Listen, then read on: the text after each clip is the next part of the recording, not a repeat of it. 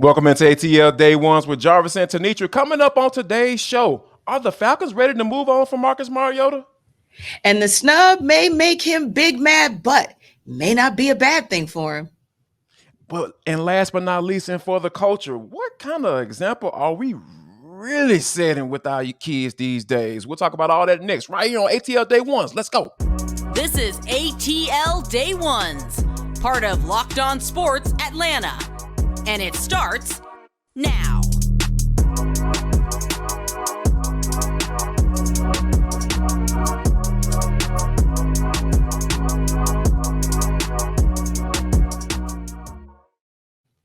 First, I want to start off by saying thank you for making ATL Day Ones your first listen of the day. And remember, we're free and available wherever you download your podcast. And wherever you download your podcast, make sure you leave us a 5-star review. Really appreciate that from you in advance. Today's episode of ATL Day Ones is brought to you by FanDuel Sportsbook. Make every moment more. Visit FanDuel.com/locked on today to get started. How about this, T? When you think about the Atlanta Falcons and how the year ended with Marcus Mariota, we know we had all the instances where not he had a real injury or not, and then they let him know that he wasn't going to be the starter during the bye week. And then he immediately said, hey, I'm about to go get this knee checked out. And then next thing you know, we're hearing him having surgery and he's out for the season. Mm-hmm. And I think that with all those things coming into play, I feel like the Falcons have pretty much made up their mind as far as what they're going to do. And Arthur Smith kind of hinted at that, but kind of didn't. When he was asked about his status on the future with the team, he said, quote, "We have a pretty good idea that'll all play out. We will make those moves before or right after the league year." But my question to you is this, though, T. Given all those factors, more than likely, they're going to move on from him. But is it solely based on how he handled the situation when they told him that he wasn't going to be the starter? I don't think it's solely based on that. I think that was the nail in the coffin. Right. I believe that his performance, especially after he was given 13 tries to prove his case, make his case for being a starting quarterback with this team and in this league, and didn't do it. And then along comes this rookie. And yeah, you may not have a large sample size, but 4 games was probably just enough to say, while we don't know if you're the future, we don't know 100%, we know he ain't it. So I think that was just the nail in the coffin, because if he had handled himself even a little bit more gracefully, I imagine that Arthur Smith and Terry Fontenot would have said, hey, we can bring him back for another year as long as he understands that it's a competition and he's not guaranteed to be the starter. But yeah, I do believe that relationship is severed. I don't think it's repairable enough for him to return to the Falcons as a QB or whether starting or backup. Yeah, and I think when you think about, for me, I wholeheartedly believe that it has a lot to do with his performance, because when you look at it, Arthur Smith put him in the best position he could possibly be in to succeed. Right? Mm-hmm. You had you brought in a guy to help upgrade on your offensive line, Elijah Wilkins, who was solid when he was healthy. And, Drew Dalman got a little bit better than what he was last year. And you had one of the better rush offenses in the league. And he highlighted your assets. Assets are your legs. Mm-hmm. You're able to move around. You move the pocket, the play action. All of those things, it was set up perfectly for Marcus Mariota, and he failed at the end of the day. I know that's something hard to come to grips with. I failed in life, and I've come to grips with those things. But you know what? I don't think Marcus Mariota did that. And I think when you have expectations coming in, I understand that he wanted to be a starter again. I get that part of it. But T, you have to hold yourself accountable too. Because at the end of the day, they're going to make a decision based off of what they feel is best. And you had to do the same thing. So you decided to come here.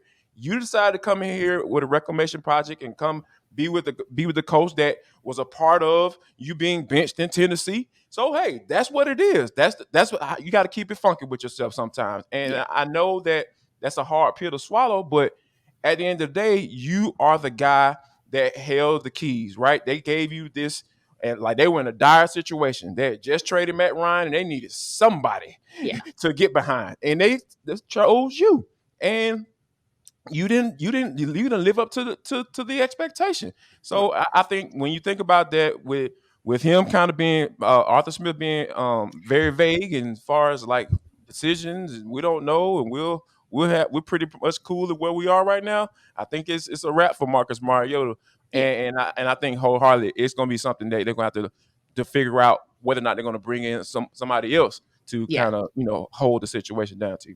And that statement to me is just poker face. That's just Yeah, Arthur Smith indeed. just giving us his poker face and playing chess, not checkers, which is fine. That's what we expect from him. But I do think as well, the moves, maybe oddly enough, what may be more telling is the moves that have been made on the defensive side of the ball, because they've been so aggressive of late, whether that is going after a DC so that you can bring him along to one of those all-star college football showcases, or whether Yes. that's filling out that staff with the likes of a guy like Jerry Gray, coming out with comments that we haven't heard before about winning in the trenches, What? games being won and lost there. All of those things speak to, we know that we, as it stands on February 3rd, remember, we still got to go through free agency and we still have to go through a draft. But as it stands on February 3rd, this Falcons organization is the most stable in the NFC South. And I believe that they're going to say, you know what? They don't have Tom Brady. These two don't have a quarterback, period. And even if they do get a quarterback, it's probably going to be someone who was a backup or someone who is unproven because he's a rookie or what have you. The stability and the aggressiveness do not favor taking another shot on Marcus Mariota. I think those are the other two key indications that no, they're going to go for broke, as they should. They're going to go after winning the divisional title. And to do that, that's not your quarterback to do it with. All right. Absolutely. And how about this, T? Let's talk some Braves. Yeah. We talked about our guy Dana Brown moving Yes. on to the Houston Astros and getting an opportunity to be general manager and working with Dusty Baker. I remember his name this time. So he's going to be able to. We know he's going to flourish and do his thing. Now the Yes. Braves are seemingly got a replacement. So how about this? Dean Decillis has been hired as a special assistant to the general manager, Alex Anthopoulos, and he most recently worked with the Toronto Blue Jays, and obviously we know Alex Anthopoulos' history up there in Toronto, so they worked together before. So Yes. seemingly looks like the Braves have found a replacement for Dana Brown, because we talked about how crucial he was in getting that the youth that's on this roster right now up to the big leagues. T, how about this though? Alex Anthopoulos working and making subtle moves like he normally does. Yeah. And this is a team that literally was right on the heels of the Yankees for most of the season, ended up being second place in the AL East last year. But that was a roster that was in part constructed by Decillis. So I think that shows that he's someone. A lot of good young talent on that roster team. Exactly. Yeah, so in addition to the fact that obviously Alex Anthopoulos still has his ties to the Blue Jays, and wanting someone that he could trust, it's not just because he has ties to the Blue Jays and therefore I trust someone in the organization. No, proven results. When you're on the heels of the Yankees and thinking about the fact that technically the Blue Jays are still a small market, technically they still have a smaller payroll than what the Yankees, not technically, they have a smaller payroll than what the Yankees have. And to think that they were just 7 games out of first place in the AL East. And we know in a league where you play 162, 7 games is not a whole heck of a lot of distance between first place and second place. So yeah, I really like the hire because obviously, just like Dana Brown had, he has an eye for young talent as well. Yeah, I'm actually kind of excited about this hire because we all know that the less the fanfare as what the moves that Alex Anthopoulos make, the more than likely they're going to turn out to. You're going to look back and be like, dang, that was a great move bringing that dude in, because we know the Braves right now, their farm system, everybody's up in the league right now. Their farm system is ranked like 29th in some of the major farm system rankers. So yeah, we're definitely looking forward to Dean coming in and putting in some work. How about this?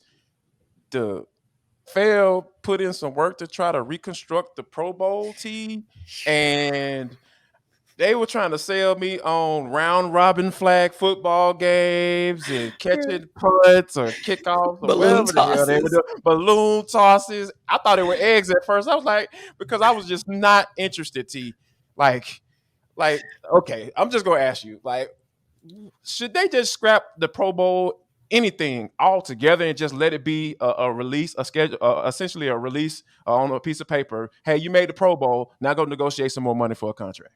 Right. I think it's difficult to just scrap it completely because every league has one, right? So every league plays a game. So you got to kind of play a game. And I'm not so opposed to the flag football, but the rest of it is what I don't understand. Like, why do we need to see a balloon toss from some grown men? Help me make that make sense.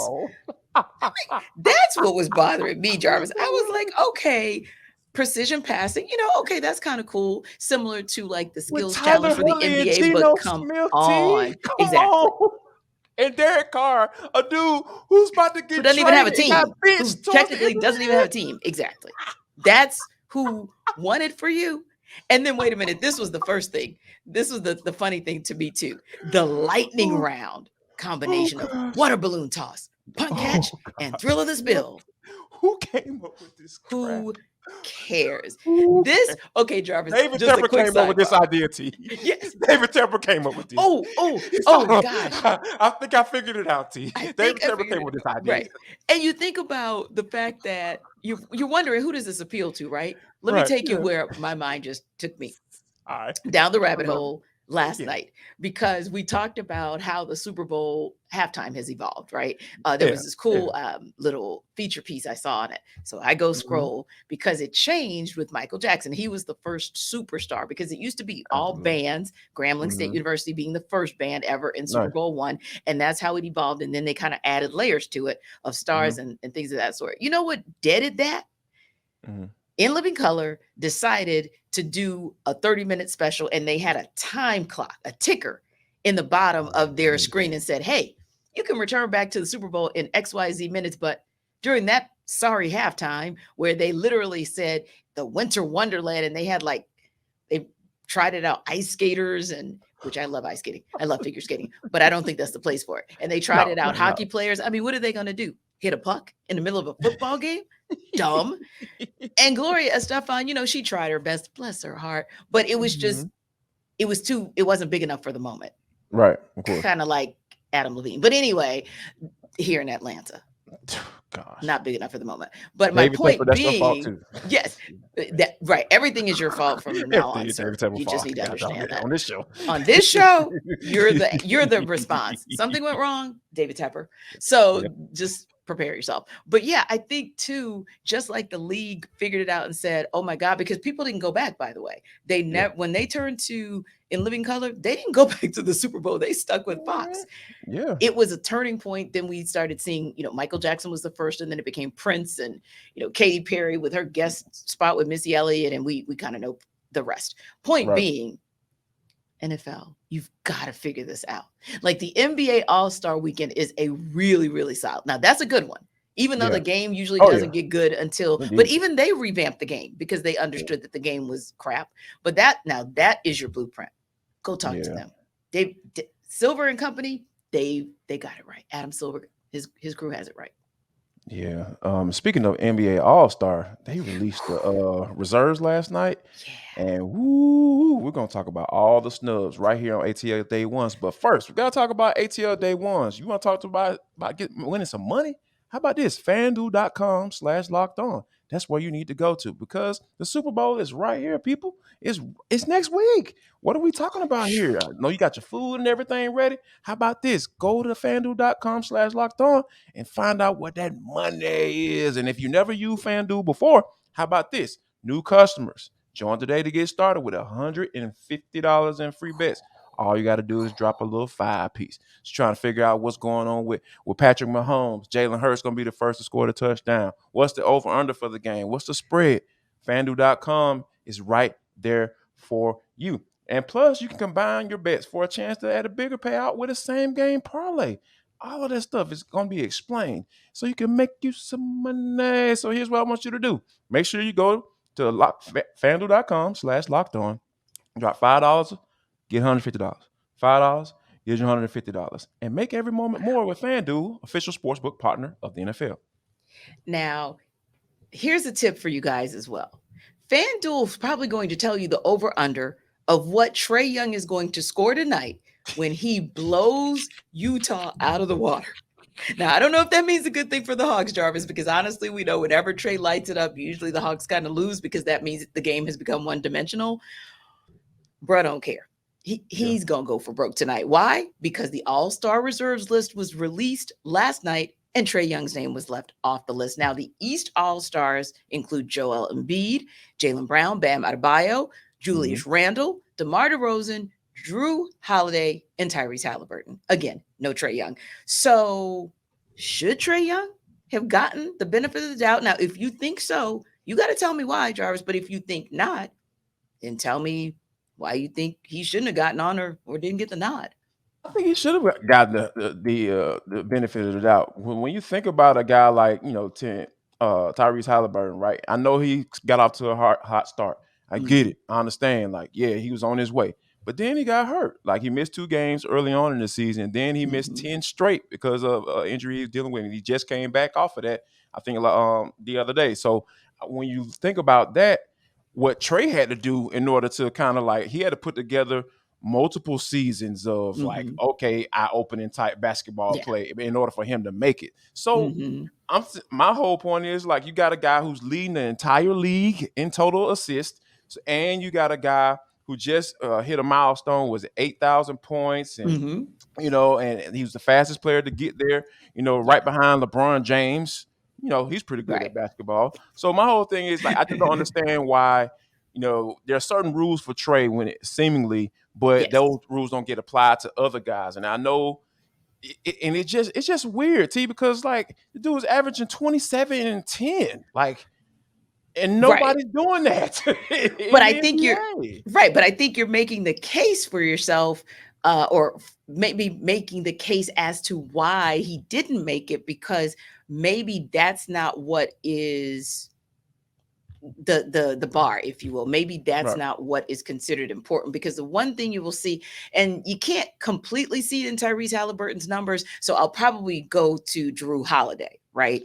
That might be an easier one, although I agree with you. If you had to pick somebody to take off this list, it probably would be Tyrese Halliburton, because good luck making a case against Joel Embiid, who is an MVP candidate, Jaylen Brown, who is helping the Celtics scorch the heck out of the league, Bam Adebayo and Julius Randle, both of them Julius have really I can't even argue against that, because they have they've had a leap of a year. Exactly. And we've already seen what DeMar DeRozan did to the Hawks, right?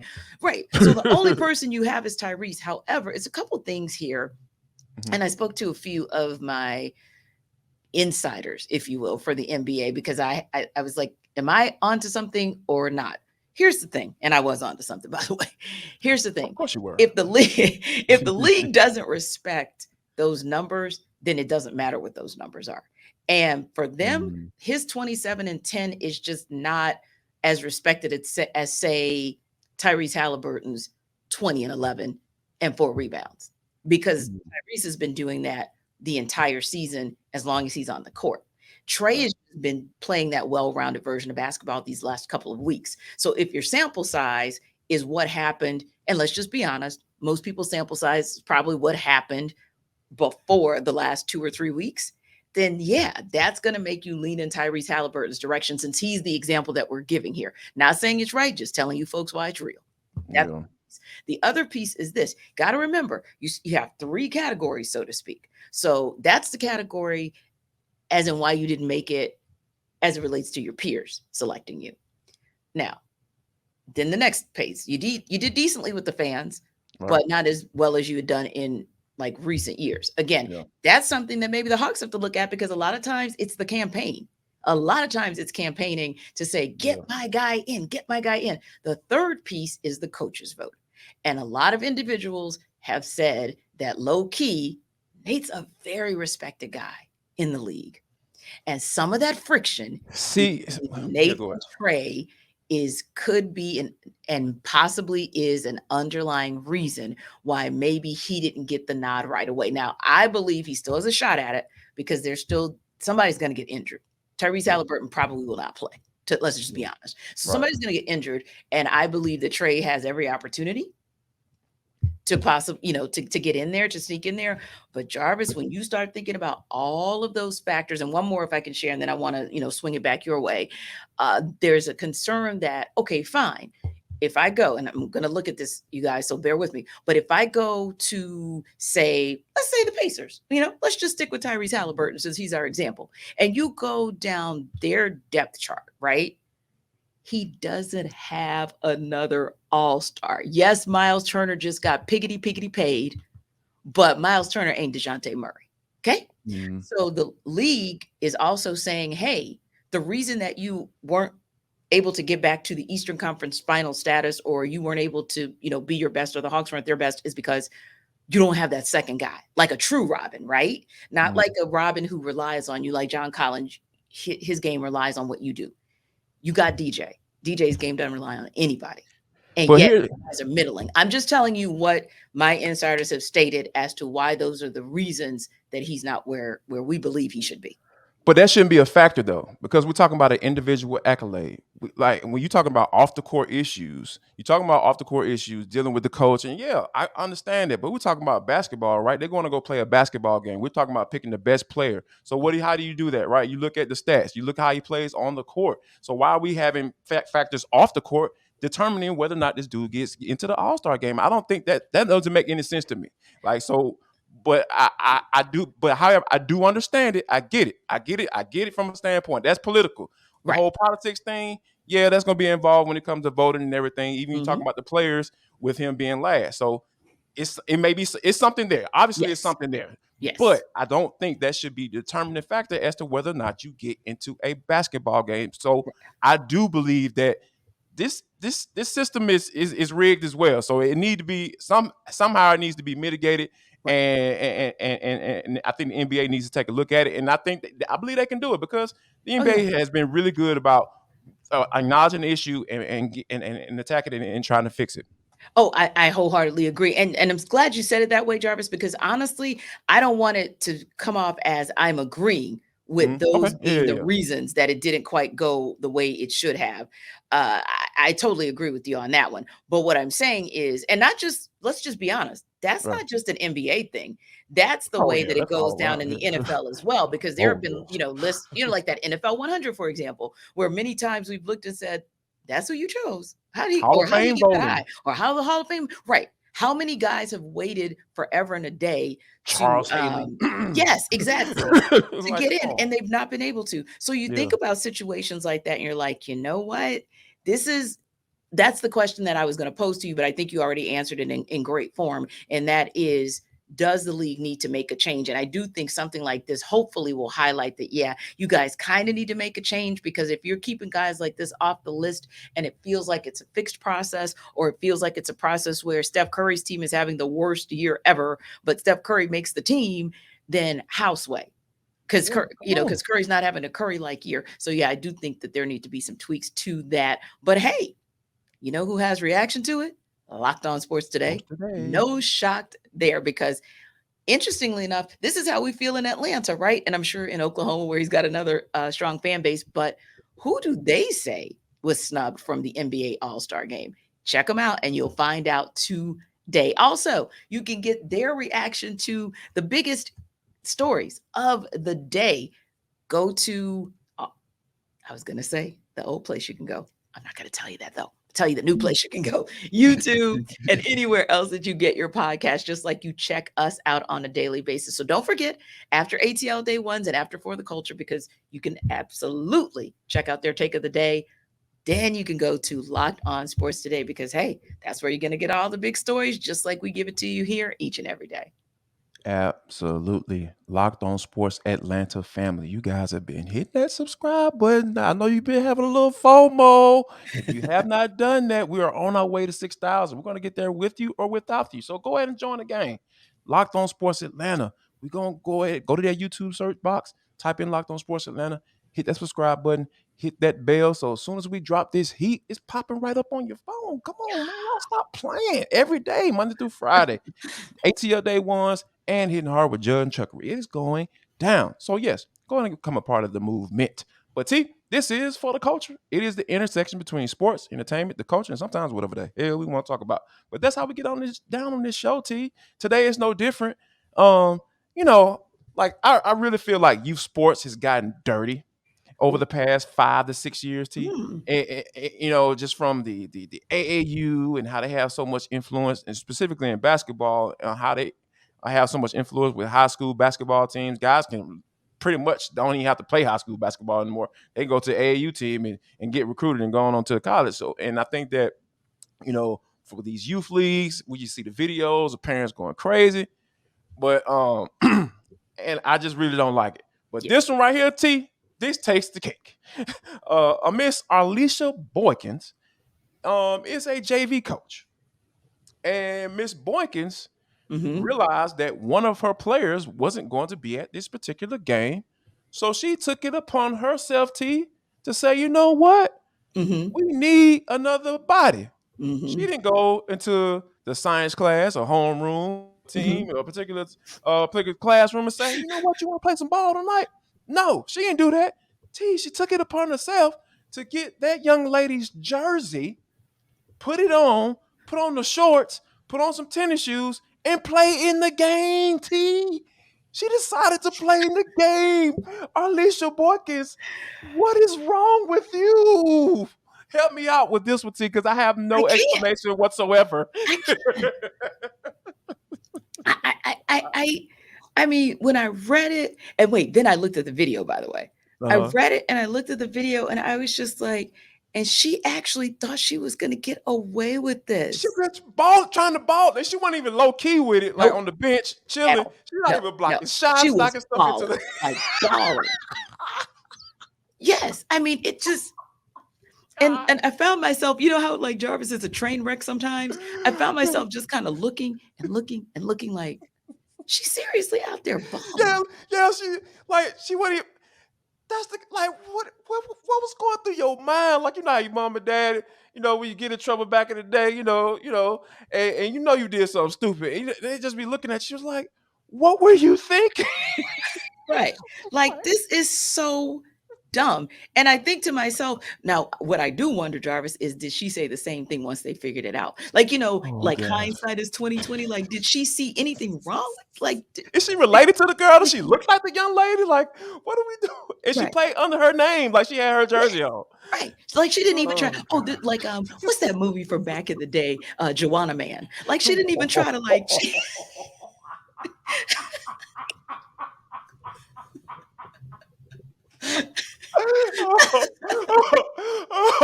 Oh man, this story would have been a lot better if it was a male that tried to do the same exact thing. I probably wouldn't even laugh.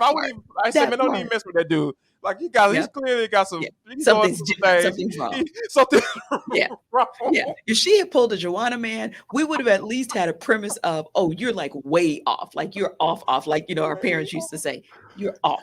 But this, Jarvis, oh my God. Look, our listeners, our audience, they just need to drop a comment because maybe they know. Maybe they can figure it out. Yeah, we don't. We got nothing. We got nothing. All right, folks. We thank you for making ATL Day One your first listen of the day. Really appreciate you for dealing with our foolishness today. Yes. That's how the Florida culture goes down. That's just how we get down on this show. So, why don't you make take of the day, which is on Locked On Sports today. Make that your second listen. It's available wherever you get this podcast. Go right now and go check those people out. You guys have been really listening because Locked On Sports today is doing really well because of you. Now, coming up on Monday, we will talk about the Hawks. They got the Jazz tonight, and they're still out on the West tomorrow. Coast. They got the Lions tomorrow. So hey, make sure you guys come back. We're going to be talking about a 2-game winning streak. I'm calling it right now. All right, and one more thing. Before we get out of here, I always ask you guys this each and every day. If you don't do anything else today, make sure you share love, show love, and most importantly, spread love. Spread